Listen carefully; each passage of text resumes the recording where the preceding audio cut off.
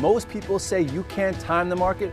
I say you have to. I'm Scott Redler, Chief Strategic Officer for T3 Live. I would like to invite you to an exclusive swing trading event in Newport Beach, California on Saturday, February 23rd. Students will learn the 5 keys to becoming a successful swing trader and how to navigate the market using what I call a portfolio approach when it's conducive in the market. Reserve your seat at t3live.com or call our toll-free number 1-888-99-T3-LIVE.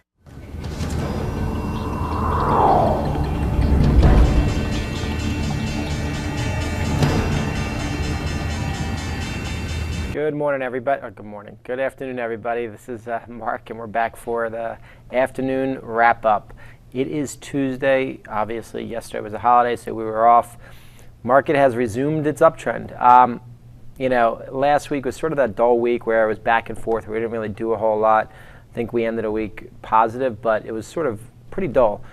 Today, you saw the leadership back. Banks, Goldman Sachs led the way from the banking stocks. JP Morgan followed, Morgan Stanley. They all had a nice uptick. You also saw the best in breed reach some of them were all-time highs. Google, all-time high, above 800. 806, it closed at 806 and change.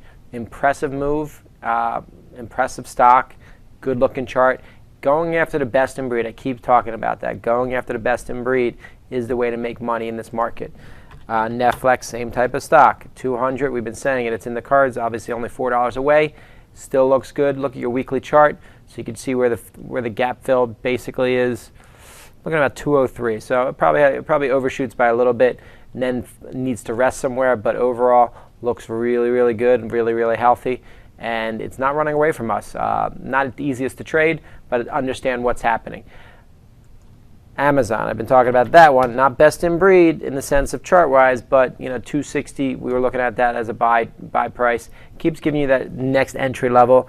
And how it acted today, around 265, to 270, it looks like it's going to resume its trend back to 280 shortly. This market, you can fight it all you want. You can, I actually last week got a lot lighter than probably the lightest I've been, all year. But today I put some more on. It's just a matter of how the market's telling me that we're going higher and we keep, gravitating to the uptrend. And you can keep wavering, even with Obama speaking today, the rhetoric that's starting to happen. But the reality is, the market's telling us technicals are backing it up, and the market seems to be heading higher. LinkedIn, another best in breed that worked itself, was down $3-4. Ideally, you like to see 2 days down in the stock before you really start dipping your feet. I did dip my feet. I never got my full lot because it was the first day down, but it did have a nice, intraday reversal. Very good trading opportunities. This is the intraday. You can just see, closed at 163, went all the way down to 158, closed at 160. It's going to hover around the 58 to 165 level. Excuse me, for probably a period of time on LinkedIn. That's a good sign. Everybody loves talking about Facebook. What's it doing? I said, if it got down to 27s, that's the ideal price, 26.50. It did get down quite, it got down to 27.30, has worked its way back up. It's right at the 21-day right now, closed above its 50-day.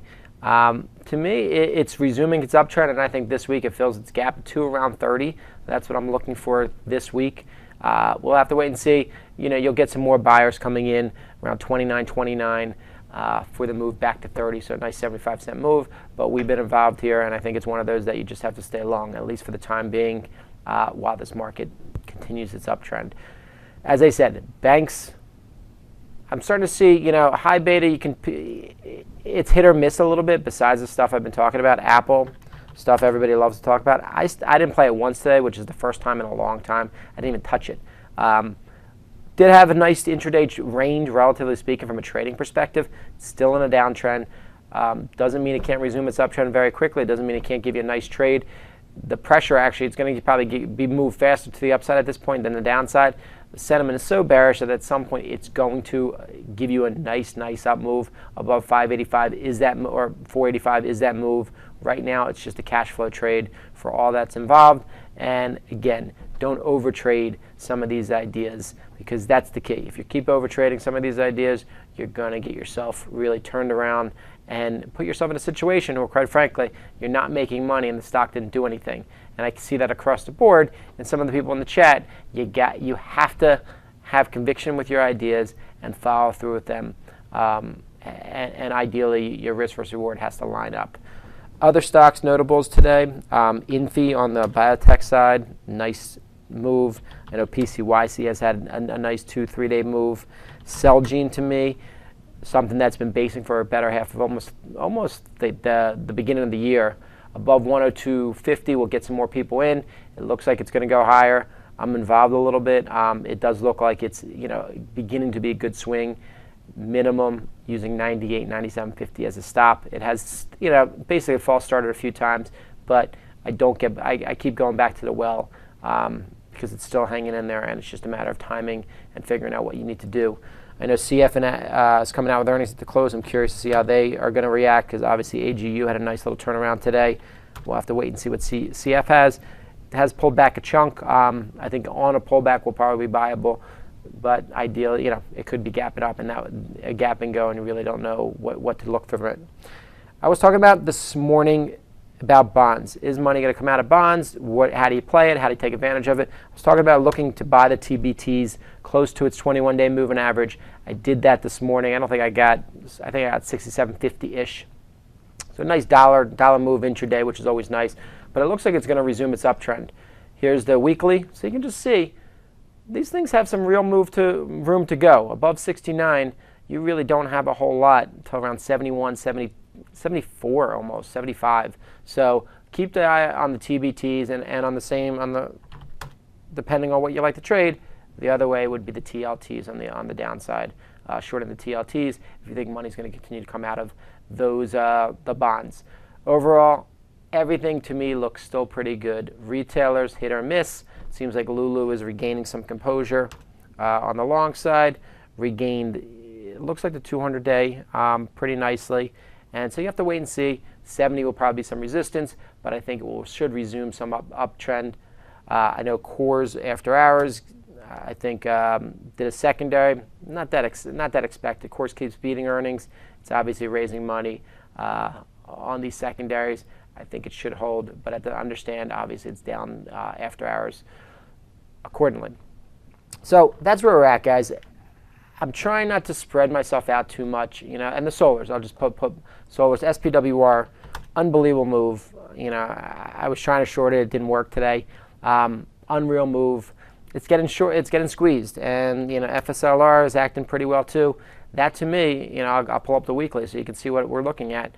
It's now over those weekly ranges that it easily could see 40 or much higher than that, understanding that the stock is heavily shorted. The sector has been out of play for many a month, been in play now for about a month. So FSLR, SCTY, SPWR seems like the main three, but obviously you have the second tier, TSL, JKS, YGE, LDK. They're all cheap guys, but they're secondary plays for you to look at if the solar sector really wakes up. Home builders still a wait and see approach. I did get along a few days ago, hovering. I want to see if they hold up. If not, they'll be out of my portfolio very quickly. I still think there's an uptick in there. It's just I don't love how the price action is happening from a day-to-day point of view. And that's it. This market, shake the tree. Is it going to happen? I'm sure it's going to happen at some point in time. You certainly have to be prepared for it. But understand you don't want to keep getting out and being scared of money all the time. Right now, the market's telling us we're going higher. We're grinding higher. And the fact that everybody wants a pullback and the fact that everybody thinks we need to rest, it's telling me that we're probably going to grind a little higher before we get that pullback that everybody wants. When it happens, it's going to be more violent than everybody thinks, and everybody will be afraid to step in front of it. So respect the fact that the grind higher, the boring trading that's happening intraday is with us. It's probably going to stay with us for a period of time, and try to take advantage of it accordingly. The key is being the best in breed stocks. Don't be in the garbage. If you're going to be in the garbage, obviously short them, and that's really how you have to look at this market. And we'll go from there.